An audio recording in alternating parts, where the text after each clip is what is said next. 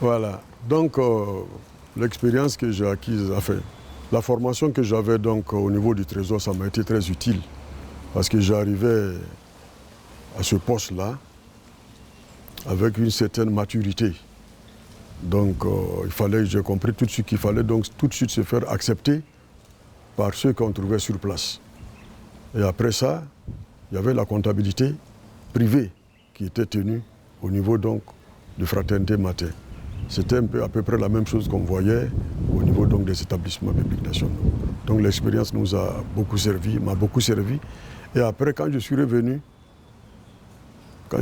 au Trésor, alors c'est Dibi qui était le directeur général. Lorsqu'il m'a fait confiance pour m'appeler à ses côtés, je lui ai fait une proposition et qu'il a accepté tout de suite. Je lui ai dit, monsieur le directeur général, je viens d'une maison, il y a quelque chose que j'ai découvert là-bas qu'on appelle la communication. Dans une entreprise, dans une institution, dans une organisation, quand vous ne communiquez pas, vous n'êtes pas connu. Je lui ai conseillé qu'on puisse créer au sein du Trésor public une structure chargée de notre communication. Il a donné son accord et il m'a demandé de suivre ça. C'est comme ça que nous avons réfléchi et on a cherché donc à sélectionner quelques collaborateurs pour venir animer d'abord le service et ensuite une sous-direction et qui est devenue aujourd'hui une direction de la communication qui fait un grand travail. Et grâce donc à cette politique de communication, le Trésor a une meilleure visibilité en Côte d'Ivoire. Parce que je peux dire sans risque de me tromper, avant que Dibi n'arrive, c'est vrai qu'on entendait parler du Trésor public, mais le Trésor n'était pas vu dans son meilleur rôle. Donc, depuis qu'on a mis en place ce service qui s'est occupé de faire en sorte que tout ce que nous faisons soit connu, que nous soyons connus et tout ce qu'on fait soit connu, que nous soyons transparents dans les actes que nous posons. Alors, ça fait que ça donnait confiance. Et puis on allait plus loin pour dire que lorsqu'on faisait le tour un peu de la Côte d'Ivoire, les bâtiments les plus défraîchis, c'était les bâtiments du Trésor. Nous avons dit que ce n'était pas acceptable. Celui qui gère les deniers de l'État doit inspirer confiance. On a mis en place tout de suite une politique de réhabilitation de tous les bâtiments, tous les services du Trésor en Côte d'Ivoire et la construction de nouveaux bâtiments. Et en plus, on a dit même ceux qui gèrent, ils doivent inspirer confiance. On a exigé que la tenue doit être vraiment de mise désormais au Trésor. Quand on vient au Trésor, on doit être en costume. En costume, et je crois que c'est ce qui se poursuit jusqu'aujourd'hui. Parce que tout ça, ce sont des instruments de communication. Tel qu'on vous voit, c'est comme ça qu'on vous considère. Alors il a dit, s'il est vrai que l'habit ne fait pas le moine, mais c'est par l'habit qu'on reconnaît le moine. On a dit qu'au niveau du Trésor public, partout où on rentre désormais, quand on voit, on doit dire ça, c'est un agent du Trésor. Le port du badge, la tenue vestimentaire, et ensuite la réhabilitation des locaux qui accueillent les usagers du service public. D'accord. Là, je viens d'apprendre que nous, agents de la communication, nous vous devons notre salut au Trésor public. Non, c'était, vous savez, quand vous travaillez avec un chef qui vous fait confiance, il faut lui faire des propositions. Donc moi, au niveau de la Fraternité Matin, je m'étais interrogé de savoir pourquoi on créait un journal. C'est là, on me dit, ah non, mais c'est à travers ça que le gouvernement fait connaître ses actions, ses activités, ses réalisations et autres. Donc quand je suis venu, j'ai insisté. C'est comme ça que le trésorier, qu'on appelle notre organe de communication, là, le trésorier. Et après, on est allé plus loin, on a créé le site internet, tout et tout et tout. Voilà. Donc, je veux dire, pour résumer, vous êtes le père de la communication. Non, j'allais dire c'est plutôt le Dibi qui est le père, parce que c'était lui le directeur général. C'est vous l'initiateur. Non, j'ai proposé, j'ai donné l'idée et bon, ben, il a accepté. Et moi j'en suis content. Parce que le Trésor fait beaucoup, le Trésor représente beaucoup, mais le Trésor n'était pas bien vu. Voilà, comme je le disais là, le Trésor c'est le pilier du fonctionnement de l'administration. Alors le Trésor doit être bien connu, voilà, pour être bien compris. D'accord. Donc, tout à l'heure, vous avez parlé du ministre Dibi. Oui, oui. Vous avez été le 15e directeur général du Trésor public. Pouvez-vous nous dire, quels sont les différents directeurs généraux avec qui vous avez eu à travailler durant votre carrière au Trésor public? D'accord. Ben, écoutez, moi, nous avons été donc recrutés au Trésor public par feu le directeur général à l'époque, le ministre Oumar Diarra. Et après Oumar Diarra, on a eu Ngolo Coulibaly. Après Ngolo Coulibaly, donc Kofi Christian. Après Kofi Christian Boadou, Julien, hein, un des nôtres. Et puis après Boadou, il y a eu, non? Voilà, Bamba Sekou, tout ça. Voilà. Donc bon, je n'ai pas travaillé directement avec ceux-là parce que j'étais à Fraternité Matin entre-temps. Mais, et quand je suis revenu, c'est Dibi donc qui venait d'être nommé. Non, c'est Yahi qui était là quand je suis revenu, Yahi est jeune. Voilà. Ok, monsieur le ministre, là, vous l'avez dit, comment était le Trésor public à cette époque-là, quand vous étiez directeur général du Trésor? Quand j'étais directeur général du Trésor, sinon si c'est avant, bon, quand j'étais directeur, le Trésor, on avait réussi depuis 2001, avec la nomination de Dibi, on avait réussi à faire accepter par les agents que le Trésor devait être une famille et non une équipe. Une équipe, elle se met ensemble pour un objectif. Une fois que l'objectif est atteint, on se sépare. Or, le Trésor public, on a demandé que on a décidé de faire en sorte que le Trésor soit une famille pour que cette famille-là demeure lorsque vous êtes en fonction, même quand vous finissez. Donc, c'est l'esprit de famille qui nous a toujours donc guidés. Donc on a fait en sorte que le Trésor soit donc une grande famille. Et cette grande famille-là se retrouvait chaque fois autour de grandes causes. De grandes causes, lorsque le Trésor donc avait des missions difficiles, des problèmes difficiles, on les regardait de deux manières, sur le plan professionnel et puis sur le plan familial. Sur le plan professionnel, l'agent peut fauter, mais on essaie de regarder un peu son passé.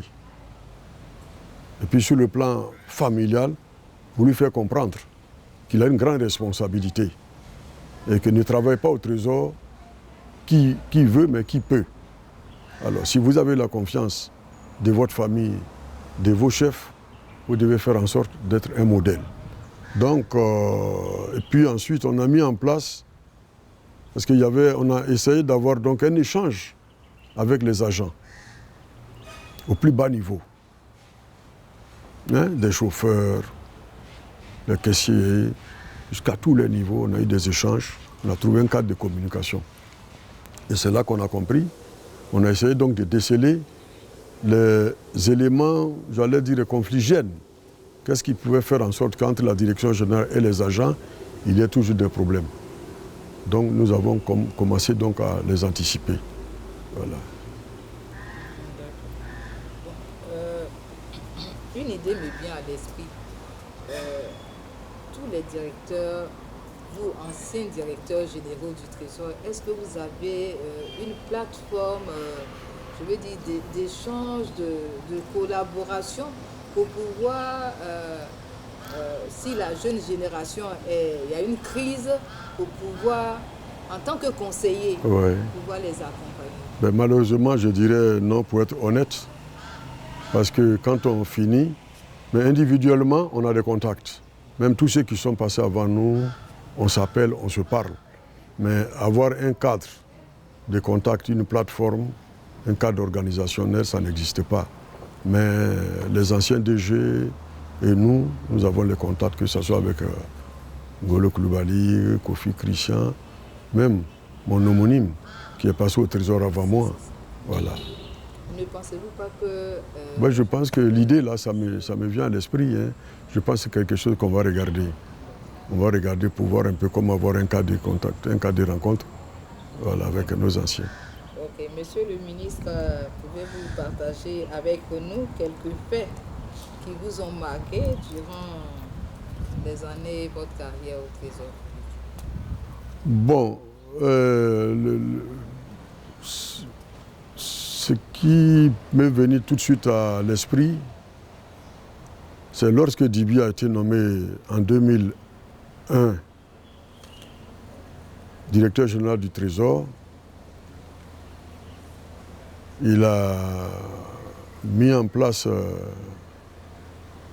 son équipe, si j'ose m'exprimer ainsi, des DGA, des directeurs centraux, les trésoriers et autres, tout ça. Et lorsque nous nous sommes retrouvés au lendemain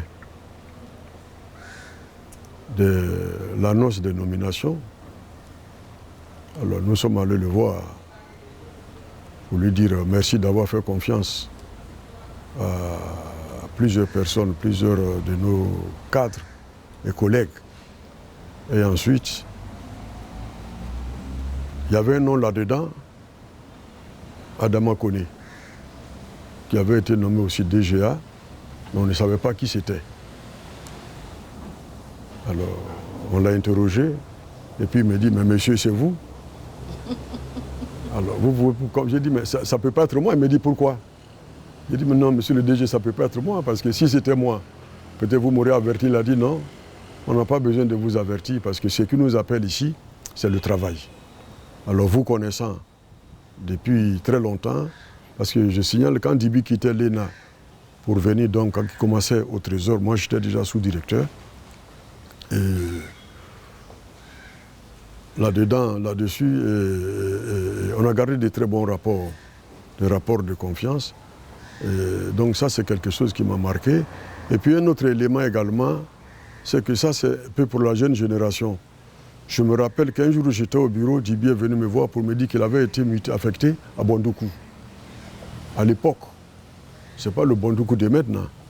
Aller à Bondoukou, c'était à l'autre bout du monde. À l'époque, parce que les routes n'étaient pas bitumées, les conditions, tout ça. Alors, il est venu me voir pour prendre conseil auprès d'un aîné.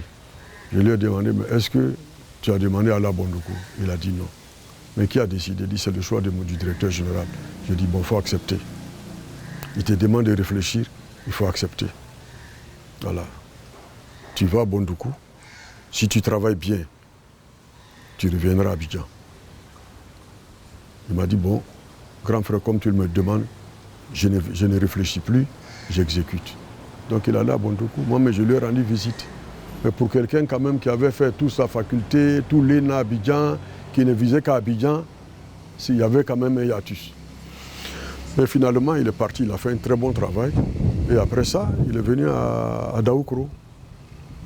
Voilà, il est venu à Daoukro. Daoukro qui était à l'époque un niveau moindre par rapport à Bondoukou.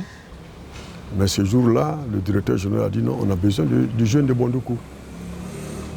Il m'a demandé, je lui ai dit non, c'est ton destin qui t'appelle. Il faut y aller. En tout cas, entre lui et moi, il me demandait toujours conseil avant de prendre certaines décisions. Donc il allait à Daoukro, et puis bon, de Daoukro, il est venu à Abidjan. Il a connu donc la carrière que nous savons. Alors donc, pour dire que le Trésor public, c'est une administration qui est sur toute l'étendue du territoire. Et ensuite, c'est une administration qui est même dans les ambassades. Donc quand on vous affecte, il faut accepter pour aller apprendre le métier. Mais à l'intérieur du pays, l'avantage, c'est que vous avez tous les métiers, toutes les fonctions du Trésor que vous avez l'occasion de pratiquer et d'apprendre. Le jour que vous revenez à Abidjan et que vous redevenez donc un chef, un directeur central, vous avez déjà des pieds solides, vous avez la bonne connaissance. Donc c'est ce que je voudrais vraiment dire là, sur ça. Et puis bon, que dire encore? Qu'est-ce que j'avais... Quand on parle du président Dibi, Oui. On voit le trio. Oui, effectivement. Monsieur Koné Adama, Oui. Madame Djedje Mama, Oui. cette époque, Oui. votre plus beau souvenir? Les souvenirs, il y en a tellement. Bon, ben, je vais en sélectionner. Bon, j'ai parlé donc, de la création du service communication. Ça, c'est quelque chose que je lui ai proposé en tant que directeur général. Il a accepté. Et ce que je veux dire, c'est qu'on travaillait vraiment en famille. Tous les matins à 7 h, on se voyait. Tous les matins. On vient le matin, on se retrouve dans son bureau. Tous les matins, pour faire le point. Lui, en tant que directeur général. Et puis bon, on regarde quel est le programme de la journée. Et en fonction de ça, il nous répartit ce qu'il y a à faire. Et on se retrouve le soir, à 21 h. Tous les jours, à 21 h, on fait le point avant de se séparer. Donc vraiment, c'était vraiment... On avait eu l'avantage de nous connaître avant. Moi, j'étais au Trésor avant les deux autres. Dibi, il est venu au Trésor. Et puis Mme Djedje, enfin, il est sorti de l'ENA, il est rentré au Trésor. Mme Djedje est venue après. Et puis bon, ben, on travaillait tous. On se retrouvait tous. Et donc, quand il a eu la chance d'être appelé donc, à cette fonction, il nous a sélectionnés. On formait vraiment un trio. On faisait notre palabre à l'intérieur du bureau et quand on sortait, on était unis. On était unis. Parce que nous avions compris que si nous ne sommes pas unis, la maison va faillir. Donc on était unis et quand vous annoncez une décision, même quand le DG n'est pas d'accord, il ne vous contredit pas. Après, il vous dit, vous aurez dû me demander. Mais comme vous avez déjà dit ça, on va faire comme ça. Donc ça, c'est un très bon souvenir. Alors, l'autre souvenir aussi, c'était une mission qu'on devait effectuer à Bouaké. Parce qu'à un moment donné, avec la crise que notre pays a connue, on parlait de nord-sud. Bouaké était de l'autre côté et nous étions au sud. Et un jour, il me dit, écoute, prends les dispositions, il faut qu'on aille à Bouaké pour aller voir dans quelles conditions se trouve le service du Trésor. Alors, pour moi, c'était une mission difficile, une mission pratiquement impossible. Mais puisqu'il me l'a demandé, alors j'avais une obligation de résultat. Donc j'ai pris les contacts, puis je suis rentré en contact avec nos frères qui étaient donc à Bouaké. Ils m'ont dit non, vous pouvez venir, mais on va vous donner les conditions. Si vous venez pour regarder vos services du Trésor public, il n'y a pas de problème. Mais vous venez sans armes, et puis bon, on va vous aider donc à faire la visite.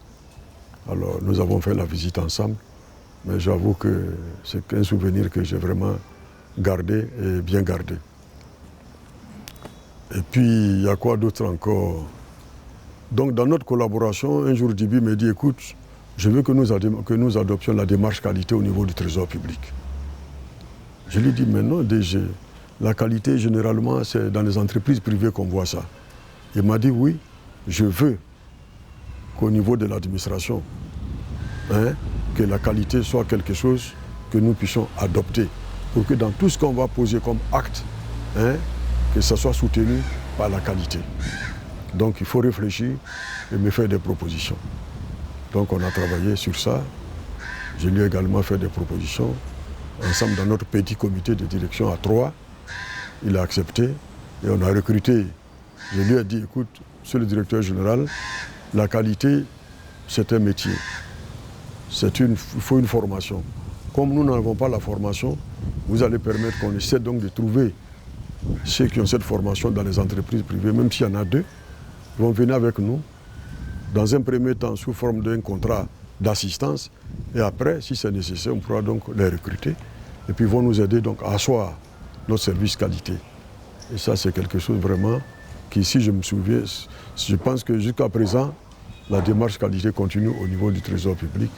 Et vraiment, beaucoup de bons souvenirs avec Dibi. Avec le président Dibi, avec le DG Dibi, avec le ministre Dibi. Vraiment, malheureusement, il est parti trop tôt.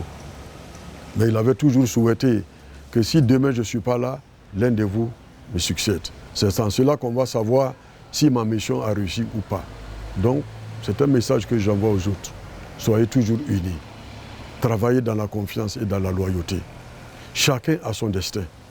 Voilà, ce qui est pour toi, quelqu'un d'autre ne peut pas prendre. Alors quand un DG vous appelle à ses côtés, ou bien vous faire confiance comme directeur central, travailler dans la loyauté et travailler, pas par rapport au DG, mais par rapport à votre pays. Faire en sorte que ce qu'on vous demande de faire, vous le faites bien.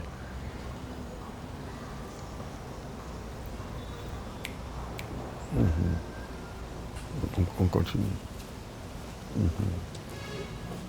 Au revoir, Clénis.